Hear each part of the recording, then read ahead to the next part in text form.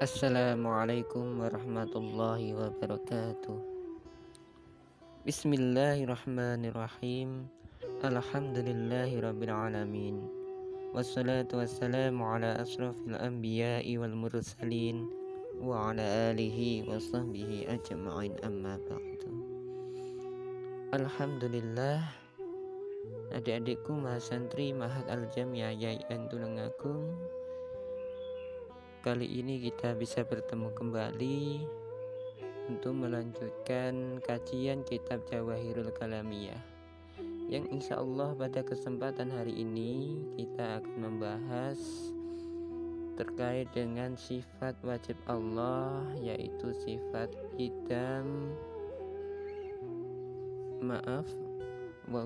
sifat wujud, qidam, baqa, dan mukhalafatul khawadisi. Mari kita mulai dengan membaca umul kitab Al-Fatihah.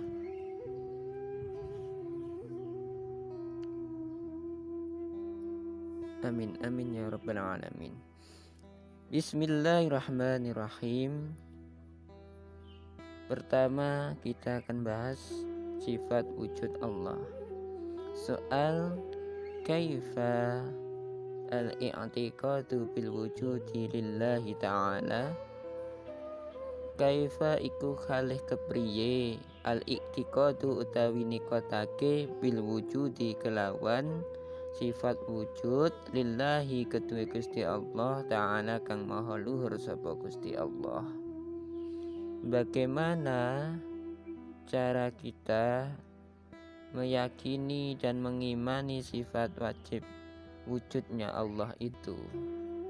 Maka jawabannya adalah huwa utawi al-i'tiqadu bil wujudi lillahi ta'ala iku an-na'taqida yen tonikotake sapa kita anallaha temen setuhune Gusti Allah ta'ala kang maha luhur sapa Gusti Allah iku maujudun dan sifati wujud. Jadi yang dimaksud dengan iman atas wujudnya Allah Subhanahu wa ta'ala itu artinya bahwa kita meyakini, mengimani bahwasanya Allah itu maujud, ada. Ya, jadi Allah itu ada dan mustahil jika Allah itu tidak ada. Wa anna wujudahu, dan setuhune wujudipun Gusti Allah iku bidzatihi kelawan zate Allah laisa biwasitati syai'in, ora kelawan pira-pira lantaran suwiji-wiji. Dan ingat bahwa wujudnya Allah itu tidak karena sesuatu selainnya. Allah ada itu tidak membutuhkan lainnya. Tidak seperti wujudnya makhluk seperti kita ini. Kita ini ada di muka bumi ini karena ada orang tua kita yang melahirkan. Orang tua kita ada karena ada orang tuanya yang melahirkan, dan terus menerus. Begitu pula kita melihat berbagai bangunan yang ada itu juga wujud karena dibuat, didirikan dan dirancang oleh seseorang. Jadi intinya semua yang ada di muka bumi ini selain Allah itu wujudnya karena dibuat, karena ada yang membuatnya gitu ya. Sedangkan Allah Subhanahu wa ta'ala itu wujud ya, bukan karena yang lain. Jadi Allah wujudnya itu tidak melalui lantaran atau wasilah dari yang lainnya. Allah ada karena zatnya sendiri, tidak bergantung kepada yang lainnya. Nah, wa anna wujudahu wajibun, wa anna wujudahu lan temen setuhune wujude Gusti Allah iku wajibun, wajib. Jadi wujudnya Allah itu pasti. Allah itu pasti ada, itu ya. La yumkinu, ora mungkin ya, sapa Gusti Allah iku ayal haqahu yen to ngenani ing Gusti Allah apa adamun sifat ora ono. Jadi tidak mungkin kalau Allah itu tidak ada, itu tidak mungkin. Allah itu pasti ada karena Allah yang menciptakan langit bumi ini. Ya. Bukti kalau Allah ada, ya adanya alam semesta ini. Alam semesta ini begitu teratur.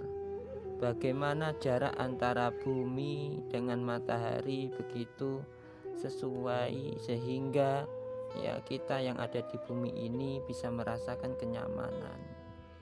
Bumi gravitasinya diatur sedemikian rupa sehingga kita juga merasa nyaman di muka bumi ini. Belum lagi yang lain-lain, ada laki-laki, ada perempuan, ya. Kita diciptakan berpasang-pasangan. Nah, semua keteraturan yang ada di alam semesta itu pasti ada yang mewujudkan, dan itu adalah Allah Subhanahu wa taala yang mewujudkan dan menciptakan alam semesta ini dan juga mengatur segalanya. Jadi Allah itu pasti ada. Karena kalau Allah tidak ada, ya alam semesta ini juga tidak ada. Karena alam semesta ini ada, pasti ada yang menciptakan, yaitu Allah. Nah, itu ya. Jadi Allah itu pasti ada. Nah, apa mungkin Allah itu tidak ada? Tidak mungkin. Allah itu pasti ada. Dan adanya Allah tidak tergantung dengan yang lainnya. Jika alam semesta ini tidak ada, apa Allah tidak ada? Tetap ada. Adanya alam semesta atau tidak, Allah itu tetap ada. Dan Allah lah yang menciptakan alam semesta ini, termasuk kita semuanya. Nah, selanjutnya, karena Allah itu ada, maka Allah itu kemudian mempunyai sifat-sifat, ya. Sifat yang selanjutnya yaitu sifat qidam. Apa itu sifat qidam? Ya, soal kaifa kalih kepriye al-iktiqadu utawi iktiqad bil qidami kelawan sifat qidam lillahi kedue Gusti Allah Subhanahu maha suci sapa Gusti Allah wa ta'ala lan maha luhur sapa Gusti Allah ta'ala. Kaifal iktiqadu bil qidam lillahi subhanahu wa ta'ala, bagaimana pengertian beriman atas sifat qidamnya Allah subhanahu wa ta'ala. Nah, jadi yang dimaksud dengan iman atas sifat qidamnya Allah subhanahu wa ta'ala itu artinya huwa utawi al-iktiqadu bil qidami lillah iku anak takida yen to nikotake sapa kita anallah temen setune Gusti Allah taala iku qadimun dat kang dingin. Maksud qidam itu adalah maha yang mendahului segala sesuatu, maha yang paling terdahulu gitu ya. Jadi sebelum yang lainnya ada, Allah itu sudah ada. Jadi selain Allah itu belum ada, Allah itu sudah ada gitu ya. Jadi wujudnya Allah itu mendahului segala sesuatu yang ada di alam semesta ini. Jadi Allah itu terlebih dahulu ada daripada segalanya gitu ya. Nah, yang dimaksud dengan qadim itu lebih jelasnya lagi dalam kitab Jawahirul Kalamiyah ini disebutkan nakni ngersakake sapa ingsun anahu temen setuhune Allah taala iku maujudun wujud sapa Gusti Allah qabla kulli syai'in ing dalem sadurunge suci-wici. Jadi Allah itu ada sebelum segala sesuatunya ada. Wa annahu lan temen setune Gusti Allah iku lam yakun ora ana sapa Gusti Allah iku makduman ora ana. Jadi tidak mungkin bahwa Allah itu tidak ada, itu tidak mungkin ya. Fi waktin ing dalam waktu suci minal auqati saking pira-pira waktu, meskipun hanya 1 detik saja atau 1 kejap saja, itu Allah tidak mungkin tidak ada. Allah selalu ada, ya. Allah tidak mungkin hilang meskipun hanya sekejap saja, ya. Wa anna wujudahu lan temen setuhune wujude Gusti Allah iku laisa ora ana iku lahu kedue Gusti Allah apa awalun kawitan. Dan ini yang perlu dipahami dan perlu perhatikan oleh teman-teman, bahwa wujudnya Allah itu tidak ada awal, tidak ada permulaan bagi Allah.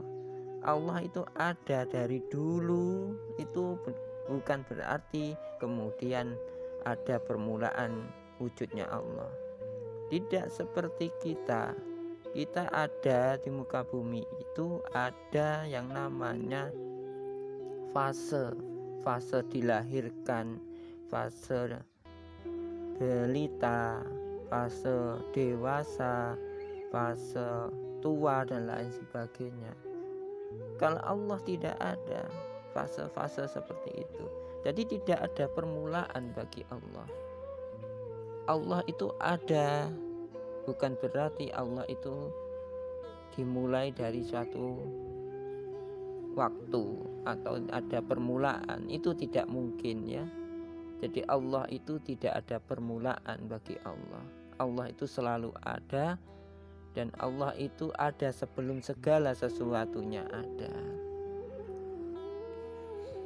Karena jika Allah itu ada permulaan, berarti itu menandakan bahwa Allah itu pada suatu saat, suatu ketika di awalnya itu kosong, kemudian Allah ada. Itu tidak mungkin, ya. Maka Allah itu tidak mungkin ada permulaan. Kalau Allah ada permulaan, itu berarti bahwa Allah itu ada yang menciptakan, dan itu tidak mungkin, sekali lagi tidak mungkin. Maka harus kita tanamkan dalam diri kita keimanan bahwa Allah itu mempunyai sifat wujud dan juga sifat qidam, yang artinya Allah itu ada dan Allah itu tidak diciptakan, Allah itu tidak ada permulaan, dan Allah itu selalu ada dari yang paling dulu, sebelum segala sesuatunya ada, Allah itu sudah ada, ya. Nah, selanjutnya masuk ke sifat baqa, ya. Kaifa al-iktiqadu bil baqai.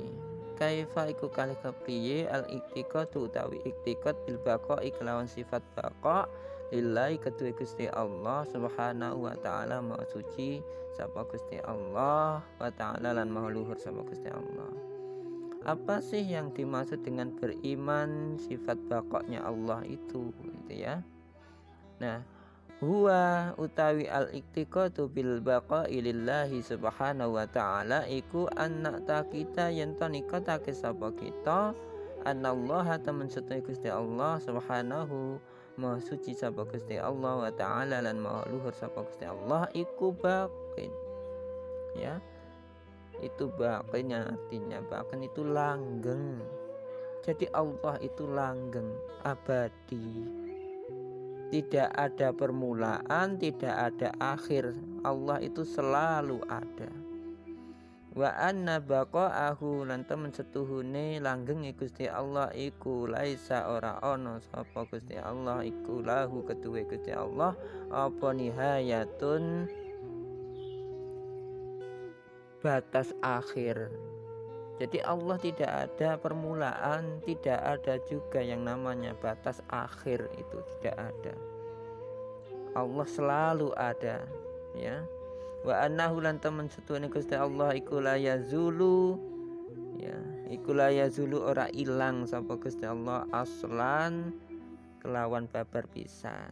Jadi Gusti Allah itu tidak akan pernah hilang meskipun sekejap saja, tidak pernah. Allah selalu ada. Kalau ada yang merasa Allah itu tidak ada, itu berarti keimannya perlu ditingkatkan lagi. Allah selalu ada, selalu ngawasi, ya, selalu mendengarkan doa-doa kita, selalu menjaga kita, selalu memperhatikan kita. Jadi Allah itu selalu ada, tidak pernah hilang. Yang hilang itu adalah perhatian kita, keimanan kita kepada Allah, sehingga kita merasa jauh dari Allah. Itu karena kita yang pada waktu itu lemah iman kita. Maka sesungguhnya Allah itu tidak pernah hilang, ya. Wala yalhaqahu, lan ora ketemu ing Gusti Allah apa al-adamu, sifat adam, sifat tidak ada.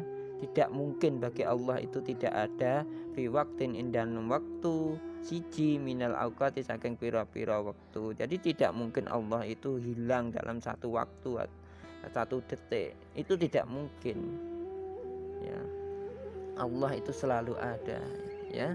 Allah itu selalu ada. Maka kita masuk pada sifat ke selanjutnya, ya, yaitu sifat mukhalafatul kawafidisi. Kaifa khalih kepriye apal iktikad bil mukhalafatihi kelawan bedanine Gusti Allah taala maha luhur Gusti Allah lil khawadisi maring pira-pira makhluk, ail makhlukati tegese maring pira-pira makhluk. Nah, terus apa yang dimaksud dengan sifat mukhalafatul lil khawadisi dan apa yang maksudnya kita wajib beriman terhadap sifat tersebut, itu ya.